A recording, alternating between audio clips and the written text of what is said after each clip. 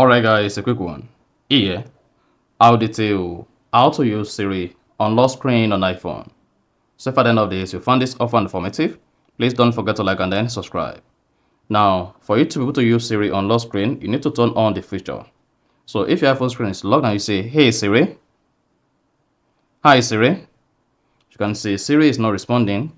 Now, to make this work, all you need to do is go ahead and open the settings app on your iPhone. On the settings page, scroll down, keep scrolling, locate and click on Face ID and passcode. Type in your iPhone passcode, scroll down the Face ID and passcode page until you get to Allow access when locked and enable Siri. Then once Siri is enabled, now once your iPhone screen is locked and you say, "Hey Siri, what's the time?" It's 6:57. You see that? So with this, you can easily access and use the Siri feature on your iPhone lock screen. So if you found this offer informative, please don't forget to like and then subscribe.